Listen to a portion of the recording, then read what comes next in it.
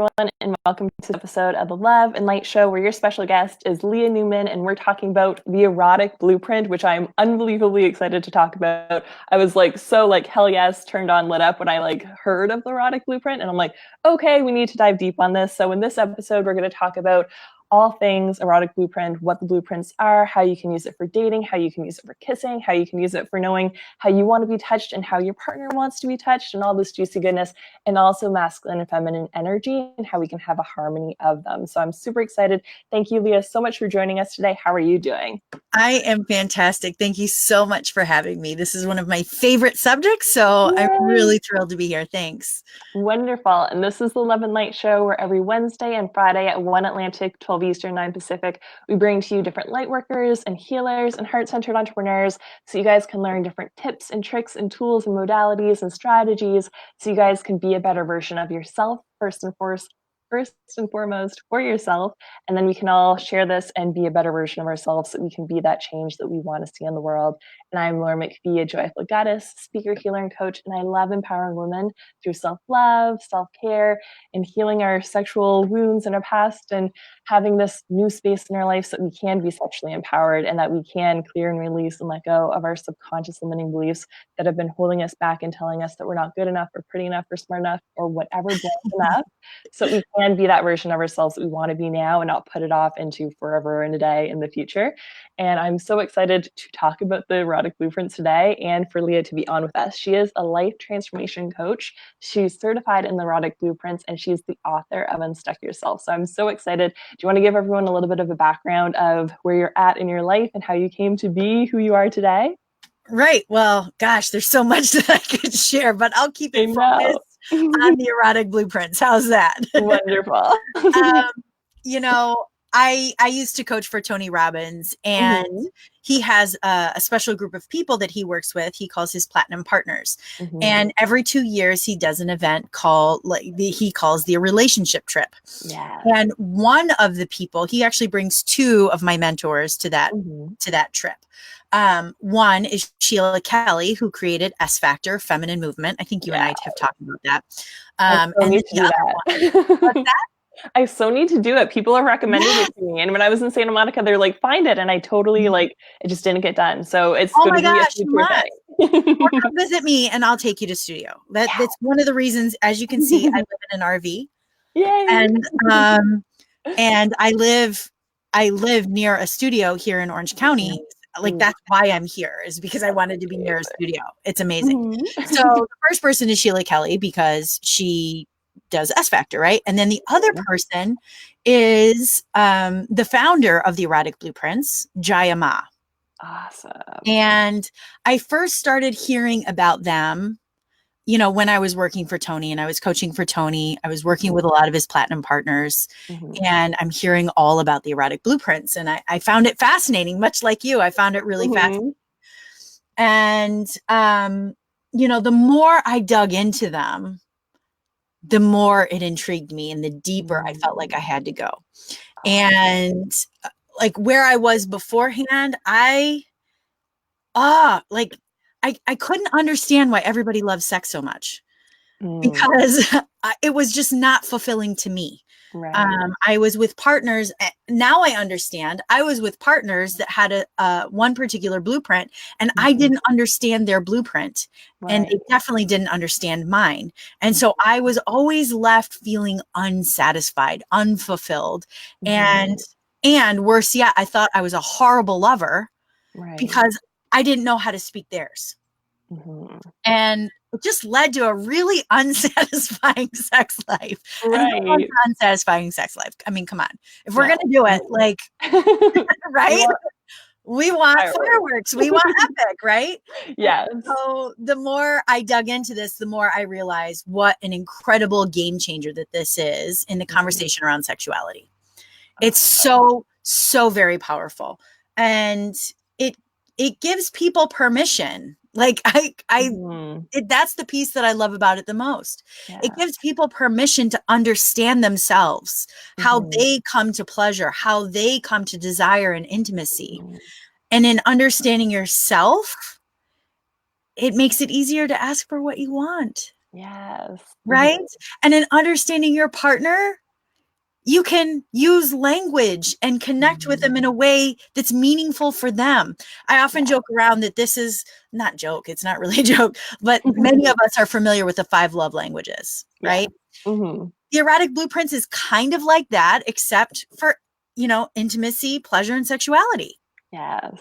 And it really helps you understand yourself, understand your partner, and have some really great communication and connection. And I just love it. And so, of course, after going through the course myself and seeing the profound effects in my own life, I had to go get certified. Absolutely. Because this is the missing piece. I love coaching. Coaching is amazing. Yeah. And I consider myself like a holistic coach. I think you do as well. I deal with all areas of life. Yes. But how many coaches are talking about sex too? Not a lot. There's so much taboo and shame and growth and bad energy. And it's like, oh my God, it's a huge part of life. It's pure creative energy, which is how we got brought onto this earth. Right. Well, we also add, how fulfilled are you really if you're unfulfilled in your sex life or you're having a meh sex life? Right. How fulfilled are you really? How much, to your point, how much creativity are you having really? For those of us into chakras, that's pure sacral chakra. You know what I mean? And how much creativity are you having really? So this to me was, I won't call it the missing piece, but I feel like it's the piece that's often left out of coaching because of all the things that you were saying. And I'm just so thrilled that that I found it and I got certified and now I get to help people in this way. Oh, I love that so much. And I would love to hear from everyone in the comments too, if you know what your love language is, because I love getting to know more about everyone. So my number one has always been physical touch, which was good in the bedroom, but I, like you, had a shitty sex life because I just didn't know how to orgasm. I had so much junk and healing I had to do before I could ever connect with my body and do all these things. So I loved the making out part. I loved cuddling and the physical touch, but then everything else was just we could just make out. I don't need that. Right. I don't really get it. But there's this piece I didn't even know how to feed myself. And I was expecting them to know. Exactly. I couldn't even do it myself. Yeah. That's something along the lines of the definition of insanity. Right? I can't communicate it to them. And yet I'm expecting them to know how. No wonder. No wonder.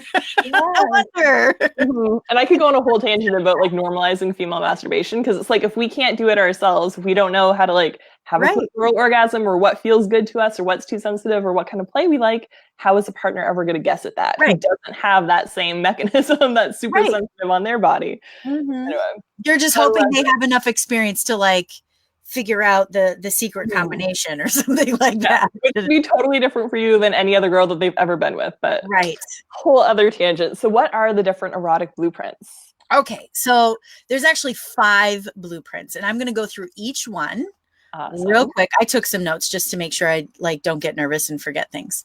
So the first blueprint is the energetic. And the energetic is turned on by space, tease, and anticipation. Right? And their superpowers are that they're often highly sensitive. The really cool part, many of them are able to orgasm without touch. Yes. How cool is that? I love that. They're very intuitive lovers and they value sex as being more than physical. Right? It's not just about physical touch for them. In fact, one of their shadows is some of them, because of their sensitivity, when it comes to actual touch, sometimes can short circuit or get overwhelmed or, you know what I mean? Yeah. And shut down. They can sometimes be hierarchical, perceive themselves as being better than some of the other blueprints. And the other thing is sometimes they can disassociate from their body in the middle of intimacy. So they're no longer in their body. And if they're no longer in the body, well, that's kind of how we do that orgasm thing. Yeah. Definitely. So, right. So they've got superpowers and they've got shadows. So do you want me to talk about types of touch now too? Yes. Is that cool? Just go with the flow together. Yeah. So energetic touch. I mean, there's lots of different kinds, of course, but I'll just highlight 2. So sometimes energetic touch, remember I said they can orgasm without touch? Mm-hmm. Okay, I'm energetic, so you might see me respond a little bit. Like I'm already feeling my arm. So energetic touch, you know, can be hands hovering over the body, the anticipation of the touch. Yeah. Or feeling the energy of your partner before they've even touched you. Think about like that gaze across the room where you're like, huh. Yeah. Like the teasing of like almost gonna get kissed and then not, but then I was like, just gonna get to that. I was just stand by, hold that thought. Awesome. So there's this kind of touch, and then there's another kind of energetic touch where it just barely grazes the surface of the skin. And Laura, you can try this with me if you want, and just notice how your body responds. Right? Super, like not touching, but just barely grazing. I'm energetic, so I love it. Yeah, and like hairs start to like be like, right. Yeah, I'm really alert. Yeah, and you're like, okay. Everyone at home, you can play with this too. Right, please play with us. Hey. So that's two different types of energetic touch. So there's a lot of different ways for you to figure out what your blueprint might be. I do have a quiz, and I'll share that a little bit later that you can take on my website. Yay. That can give you like, it's kind of Cosmo quizzy in the sense you answer like 20 questions and then it gives you an answer. It's a great place to start, but this kind of touch game is a really great way to learn. And, you know, in my coaching around a blueprint, we have this whole exercise where you try out different types of touch and you really dial it in and figure out what your blueprint is. Yeah. Amazing. Okay. Focus, Newman. Okay. So coming back to kisses. I love what you were saying. That kind of kiss where you come in slow and it's this anticipation of the kiss and you like hover. Oh yeah, baby. Energetic kiss. The other version is where you kiss, but you take a while to pull apart. Ooh, that feels so good.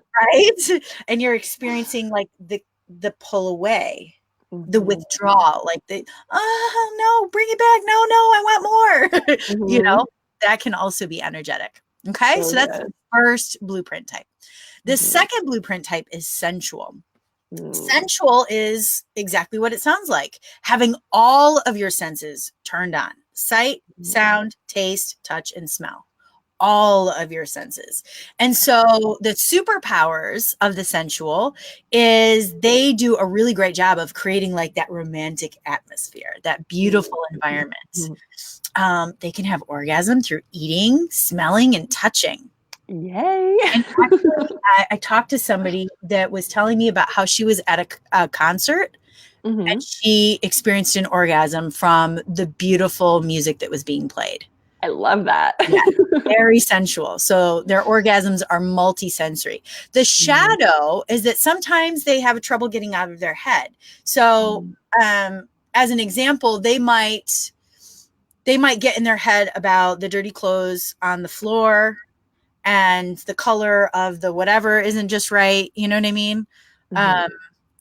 The socks are on the floor or the bed isn't just right. Like they get hung up on those senses. And then sometimes their orgasm can be a little bit elusive, meaning they're like almost there and then they think of one of these things. Right. And then the other thing is sometimes they can like, again, being in their head, they can be worrying and thinking about other things. They can project untrue things. They might interpret, you know, a face their partner is making as being something that's just completely untrue. Right. And so that and that can be challenging. Really, they were just like, I don't know, trying to hold in a fart. So they're not farting, they're making love. And, and it's got nothing to do with you. Okay, sensual touch. Sensual touch can look like, again, it can look like a lot of things, but one of the examples would be more of a curvature type touch. think of like a massage or a caress, and it can go anything from like a caressing type touch. Do you see how my hand is going around the curvature of my body to something that's a little firmer, like a massage? Yeah. Also a sensual touch, right? Awesome. This isn't a one size fits all, right? And it can look like a lot of things. It can also look like sensual play, right? Using feathers, using soft blankets. I mean, heck, you can take a pen. That can be sensual play too. Ice cubes. Right? Exactly. All the senses. Beautiful. You get it. You might be sensual if, right? She might be sensual. So a sensual kiss is like those, kind of like what you were saying, like those amazing makeout kisses. Yeah. That are just like, yummy, delicious. Yes. Right? Beautiful. Do you have any questions so far? No, that sounds amazing. And when we had first done our like pre-interview, I went back because I'm like, Jaya sounds so familiar, and I am sensual, so I do know that. So that's why it's making so much sense to you. Yeah. Awesome. So the third blueprint type is sexual. And it's exactly like what it sounds like. They are turned on by sex, by penetration, by nudity, by orgasms, by genitals. And I want to be really sensitive to the conversation here because I myself am a heterosexual woman, but we have a gender spectrum out there. Yeah. And we also have like a sexuality spectrum out there. Right. And I want to be really sensitive to this conversation. And I'm just going to say out front, again, I'm a heterosexual woman. So that is my model of the world. And, you know, I just want to make sure that everybody understands that I'm sensitive to the entire thing because I can see in our culture, particularly talking about sex, it tends to be heteronormative. And that's unfortunate because we have so many amazing people out there that are not that. Right. So when I'm talking about genitals, right, it's genitals of all kinds. Yeah. Whatever your preferred genitals are. Whatever your preferred genitals are down there for yourself and your preferred genitals to play with. That's what we're talking about. Okay. So some of the positive points here is sexual blueprints love sex. They love orgasms. They love genitals. They can go from 0 to 60 on the, you know, how quickly can we get to sex scale? Like super fast. Okay. Awesome. We're all about like the sexual the visuals. And I talk about like, this is the cultural norm that we're talking about, that we've been talking about. You know, this is kind of what you might see in like a movie scene or pornography, right? It's like nudity, overt sexuality. Okay. I joke around that it's like the D and the V and the V, or the D and the V, right? Like it is, it's like, let's go. That's the point. Let's have some sex, right? So some of their shadows are that they can sometimes miss the journey, meaning they're so focused on getting to the sex, they're missing out on the juiciness of foreplay. Right. Yeah. Right. They have a very limited definition of sex. It looks like, you know, penetration and genitals, and that's what it looks like, right? And there's just so much more, and I'll discuss that in just a second. There's so much more available, but they're missing out on all of that because they're super duper focused on getting to the orgasm. And part of their shadow is also they get very upset if there's no orgasm. Ooh, okay. And that can be challenging, right? Because for various reasons, you might not get to an orgasm, right? And so that can be challenging if you're in a relationship with somebody that's a sexual blueprint and you, for whatever reason, don't orgasm. That can very much frustrate them. Yeah. And particularly if you don't give them an orgasm, oh my goodness. Like that can be very challenging. Not all sexuals have this shadow. It's just one of the potential shadows. Does that make sense? Yeah, I can totally like relate to quite a few conversations with women being like, my husband or my partner, if he doesn't make me come, he gets like so frustrated, and it's like his job. And if he doesn't make his woman come, then he's failed. And it's like, let's take orgasm off the table, and then magically more orgasms tend to happen because there's less pressure, right? Yes. And so they're probably of a different blueprint. Definitely. I would, if I were just guessing, probably energetic or sensual. Right. And they feel a lot of pressure, and that just shuts them down. Right. Because it's like performance. It's like, fuck, I have to come or else they're not going to be happy. So let's try to not get in my head about what I'm doing and what he's thinking while enjoying myself. So exactly. Totally. So sexual touch, it's touching genitals. It's touching breasts. It's touching genitals. It's right. It's for the purpose of getting to the orgasm, that kind of touch. Okay. Could be like grabbing hips and pulling them towards you, that kind of thing. Awesome. Okay. A sensual kiss, direct and to the point. Foreplay done. We did it.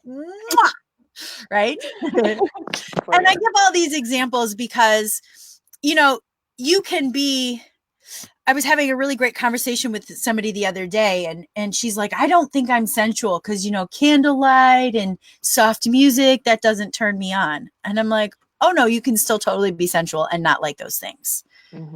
Right. We all have our own version of what this could look like for us. And so I just want to make sure that your listeners aren't going, oh, well, that one thing that doesn't fit for me, so therefore it's not me. No, it could still be you. You don't have to have these shadows in order to be a sexual blueprint or a sensual blueprint. That doesn't have to be your shadow in order to be this blueprint. I'm just giving some examples of some common things we see with the different blueprints. Okay, cool. Okay, the fourth blueprint type is kinky. This one is so fun. The kinky blueprint is turned on by the taboo. Ooh, very nice. Yeah, there's two different types of kinky: psychological kinky and sensation-based kinky. Okay. Psychological kinky is, well, kind of like the mind fuck, right? Like you want to be like mentally turned on and teased and challenged. Right? That could also look like dominant submissive type play, that kind of thing. That's psychological kinky. Sensation-based kinky is probably what most of you thought of when I initially said the word. It can be things like restraints. It could be things like spanking. It can be flogging, paddling, what have you. 50 Shades of Grey style. Right? It can be that too. And 50 Shades is a great example. Well, no, it's not a great example. Their relationship wasn't the best example of and they also didn't really have any kind of consent conversation. Like there's that movie for many reasons is very problematic. However, just like most sex on the screen is. Right. However, if we're like, just to give you some imagery of what kink play could look like, that it could look like something like that. But I would tell you that it could be way better than that if there were consent conversations. Okay, I'm done. And so there's psychological kinky, sensation-based kinky, and some people are both. Right? Some of their superpowers are they're very creative. They have a super large vocabulary when it comes to sex. Awesome. Right. They use sex as a means of getting into an altered state. Right. And some of you that may be familiar with this may have heard of subspace, where people that enter into dominant submissive type relationships or scenes or interactions, they get into a space where it's just an altered state of consciousness. Yeah, it's an altered state of consciousness while they're there, and it's pretty amazing. And then the other thing is when their button is pushed, their kink button is pushed, whether it's psychological or sensation based, their turn on is like super high, super fast. Awesome. Because those buttons are pushed. The shadow side of that is that sometimes it becomes a fetish where that's the only way, their only access to turn on. Okay. Right. The other thing is sometimes people experience shame around whatever their kink is. Right. And so that means that they might hide their desires and therefore not be fulfilled. Boo, we're about fulfillment. Yeah. And then the last one I'll say is that, some people are interested in exploring kink, but because they have shame around it, they might not seek the education or training that they need to do it properly or do it well. The thing that comes to mind is ropes, playing with rope tying and things. Yeah. Safety scissors. Right. Safety scissors, there's certain places on the body you don't want to tie, that kind of thing. And because they have shame around it, they're not going to seek the education and training to do it well and do it properly and safely. And so they might put themselves or others in danger. Right. Right. So kinky touch, the sky's the limit on kinky touch, isn't it? Be as creative as you want. Right. Spanking, paddling, flogging are types of kinky touch. Could be scratching. Right. All kinds of things. When the sky is the limit, as you said. And a kinky kiss is also sky is the limit. Right. I gave the example on a webinar the other night. I had a friend that was on the call, so I knew I could play with her a little bit. And she has a very strong energy, almost a dom energy, right? And I said, can I give you a kinky kiss? And she's like, oh yes, please. So she was eager to have the kiss. And I said, no. And she was like, oh my God, you got me. That was a psychological play on a kiss. Yes. Right? I got her wanting it, and I said no. It was just fun and playful being on the webinar, but it worked. It worked really good. So the fifth one is really easy. Because there's nothing new. The fifth blueprint is shapeshifter. And the shapeshifter is turned on by all of the things I've just described. They need all of it. Right. So think about this. They are super fluent. Their superpowers, super fluent in all of the erotic types. They're not boring. You can imagine if they like all of the things and they love all of this variety, they are also super creative, right? And they're super sexually sophisticated. Amazing. Okay. Shadows of this is they get really bored very easily because they need all of it. So if they're not, this is where I was. So I'm energetic first, shapeshifter second. Okay. I'd get bored very easily because I was engaging with partners that were purely sexual. That was their primary blueprint, and it was very strong for them. So they were only engaging me in a sexual blueprint. I wasn't getting fed in any of my other blueprints. Boring. And because I didn't know and understand myself, I couldn't ask for what I needed. I couldn't ask for more. Right. And then I definitely fell into this next this next shadow, which is shifting to meet others' needs. Right. So that I would fulfill them. I was people pleasing in bed, basically. Right. That's what it is. And when you orgasm check. I helped them get their orgasm, but then I never was able to ask for what I needed to get fulfilled myself and be filled up myself. That also kept me very stuck inside the sexual blueprint box, right? Because I thought that's what sex was supposed to be. I wasn't fulfilled by it. So I was like, what? I didn't know to go seek other things. Right. I didn't know to go develop, some other modalities, if you will, so that I can be satisfied. Right. And I definitely fell into this last shadow of feeling misunderstood, and I felt unsatisfiable. Right. I'm like, these guys are working hard to make me orgasm. Yeah. They're working really hard. And yeah, I would have these orgasms, but I think I've had more intense sneezes than I had orgasms. Right. And I'm going, okay, maybe I'm just too much. Right. Maybe I'm just too much. I'm not too much, baby. I'm not too much. I have an understanding now of what I would need to ask for so that I could have these mind-blowing epic orgasms that we all dream about. Yes. Right. So those are the 5 blueprints. Amazing. Yeah. And for you guys, do you want to put in the comments what you think you are? You guys can definitely do the quiz, but let us know what you think you are if you want to share that right now. Because I'm sexual is like so me, and then shapeshifter feels like that would be probably my second of like all the Right. things, let's explore. Right.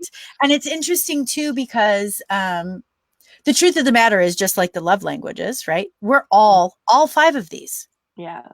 We all have elements of this, of Mm-hmm. all of them. And you just navigate through them differently. You know, some shapeshifters, they want all of it at the same time, which I tend to fall into.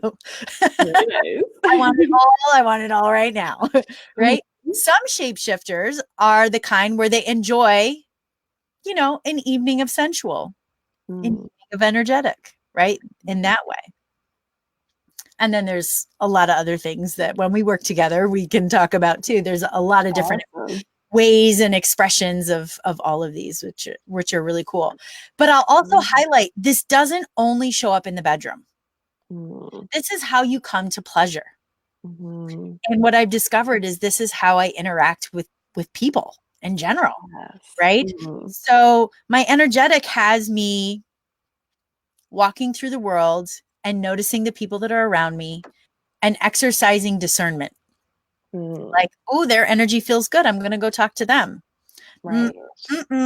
Nope, that energy doesn't feel good. I'm not going to. Right. But once I've established that sense of safety with somebody, then I joke around and I call it open kimono. Awesome. I can just, woo, I can show you everything. We're good. I love it. And it's important to know that, to like know how to trust your intuition and be like, I feel good with this person, and just trust your like hell knows, and not like judge it, not try to like make your mind be like, oh, but they seem so nice and there are other people like them, whatever. It's like, if it's a no for you, trust your nose. If it's a no, it's a no. And just notice, you mentioned, you know, early on that you wanted to talk about how this shows up in dating. I mean, let's talk about dating apps and getting to, even if you meet somebody out, you're probably going to be texting with them a little bit, right? Right. So let's think about this. An energetic in dating with regard to texting, be it on an app or on the phone or whatever. Is an energetic going to want to text? No. Probably, actually. Oh, really? Okay. Well, think about it. Don't want to be in person. I'm not a big fan of blanket statements, right? But if we're talking about, well, yes, you are correct. They would prefer to meet the person in person. But if we're going to do a dating app, right? Okay. Right, they're probably going to want to text a little bit longer, because that's the only way they can feel the person. Right. I get a feel for, is this the kind of person that I do want to share energy with and go meet in person? Does that make sense? Right. Yeah, so they're probably going to want to text a little bit longer. What about a sexual blueprint? What do you think? I like flirting on online dating apps. Right? So a sexual blueprint is probably going to flirt a little bit, but they're probably going to want to meet very quickly. Yeah. You know what I mean? Yeah. Like, let's get to the point. These are also the people that are probably sending dick pics. Also the people that are probably entering into sexting type conversations pretty early. Right. This doesn't need to be a judgment. It's just their blueprint. And why are they sending dick pics? Why are they having sexting type of conversations early? Consensual dick pics, guys. Consent first. Yes, thank you. And it's a turn on. Otherwise, it's like, go away. Right. If you're just arbitrarily. But I'll also say, guess what other blueprint they probably are? Sexual. Well, we already said they're sexual. What other blueprint could they be if they're sending dick pics? So we've got like erotic too. Yep. So there's energetic, sensual, sexual, kinky, shapeshifter. Like, would that help with the mindfuck piece? It could be, right? Or maybe their turn on of knowing that you didn't know they were getting a dick pic, or I'm not even enunciating correctly. They might send you one and enjoy the turn on of you not knowing it's coming and having it appear. Oh, okay. Right? And your reaction, even if it's disgust. Interesting. Okay. Right? That would fulfill that need. Right. And so that's how these blueprints can play out on dating apps and in dating. Very cool. Yeah. Interesting. I like that. And it's been cool because like sometimes I'll like go on a dating app with some other girlfriends and I can feel the energetics. Like I'm highly, highly sensitive. So there's some guys who like look good on paper, they have nice pictures, but I'm just like, no, because like their energy feels weird. It's a no to me. And if it's a no to me, there's no way I'm gonna spend time in person with them. Not even worth it. Don't even bother. Because your body's already telling you what you need to know.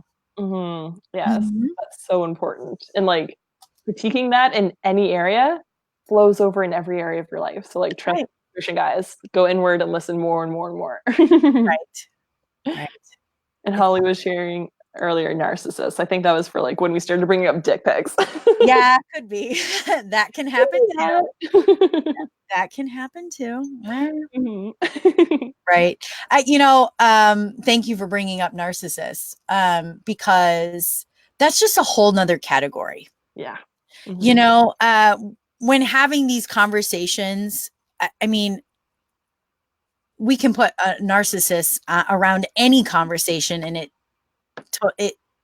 it's a completely separate thing all the time. Right. And it's important to be aware that those people are out there and be aware of some of the warning signs. And yet, they don't play into the norm of anything because they are their own thing. They are the center of their own universe. So yeah, that doesn't really play in. Yeah. Awesome. So do you want to talk a teeny bit about masculine and feminine energy, how they can harmonize that? Sure. That's I have it on my sheet of paper as something that we wanted to like. Right. That's a really broad conversation. I think where that came from, why that may have been a no, is one of the things we were talking about was that there's this demonization of women having access to their masculine energy and men having access to their feminine energy. And somehow, as if you're a man that has emotions like that's a no. And if you're a woman that has some get shit done in her, that you're, people use it as a slur. Oh, you're so in your masculine. Right. Well, why? Yes, I am right now. Thank you very much. I'm working in my business and I'm getting some shit done. Yes. Thank you. Any energy that serves me. Right. I get to have access to both. We all have both. Yeah. And, this whole slinging of arrows is just icky. And I really wish it would stop. The analogy that I often use is I see myself as dressed as Wonder Woman, standing with one foot in two puddles. Ooh, I like right? that. I have a masculine puddle and I have a feminine puddle. And my weight will be shifted towards more feminine or more masculine, but I always have access to both. Yeah. I always have access to both. I'll give you a great example. I can literally be skipping down the road with my dogs, walking my dogs, having a grand old time, highly in my feminine, having a grand old time. You bring somebody with a dog that's not on a leash and that dog comes near my babies. Oh, I go straight masculine. Boom, like that. Right. Because those are my children's. Back it up. Right? But I have access to it at a moment's notice. I'm not worried about what that dog owner thinks of me. No. I love that. And it's like the grounded image of you can be in both at the exact same time because you can be centered in both of them and tap in the second you need it. I love that. And I wish the same for men. Yeah. I wish the same for men. We have this BS alpha male thing that we tell men that they're, I hate air quotes, and yet I've done it like 3 times in your thing. This thing that they're supposed to be, right? This image that they're supposed to always have the answer. They're supposed to be strong. Right. Emotion, never cry. Bullshit, bullshit. Never cry. Know the exact answer, how to handle everything. Be the leader in all situations. And there's a money story around what the man is supposed to be. It's all BS. Yeah. And it's different for everybody. And I would just really love it if we all cut each other some slack and offer one another a space to just be. Yeah. Be what we are and be who we want to be. And certainly we can desire to cultivate more of one or the other. Mm-hmm. And we can work on those skills. You know, back in the day, I was in the military. That's part of my story, but that was way before Erotic Blueprint. We didn't get to that. Right. Now, before I was in the military, I didn't have a lot of masculine in me. I had some, but not a lot. But of course, being in the military for 18 years, yeah, I was a dude. Mm-hmm. I can imagine. And I was hyper masculine, but that was because the corporate world loves that. If you're a high achiever, 110%, like I was hyper masculine energy. And then I'm like, oh, spiritual world, this seems fun. Oh, quit that. And then be like, ooh, feminine energy. This is so fun to play. Scary as fuck at first. Totally. Totally. So worth it. We're told that that's wrong. Right. And weaker. Yes. We're told that feminine energy is wrong. Feminine energy is weakness. You know, that there's just a myriad of lies. But,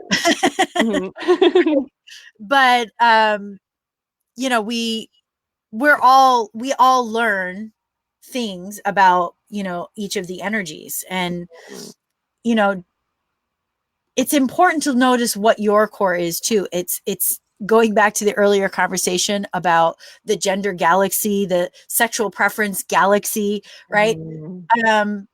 It has nothing to do with our genitals. Right. Masculine and feminine energy is out there and available for all of us, irregardless of what your sexual preference is, irregardless of what genitalia you have on your body. What is your core? Yeah. And when I say what is your core, I don't mean are you feminine or masculine? I don't mean that at all. I like to share it with people more as what are your percentages that feel really good to you? I like that. You know, what's the mix of that's your home that feels good? Yeah. You know, you may have moments where you go, like I go to an S Factor retreat. Oh, I'm like 90%. Like, oh, yeah, right? And yes. Goofy. My hair's in my face all the time and blah, blah, blah. Right. And then you put me in a meeting with a bunch of men and I go the other direction. But what's your mix that feels really good to you? I've discovered that 70% feminine, 30% masculine on the reg feels really good to me. I love that. And there's nothing wrong with that. Yes.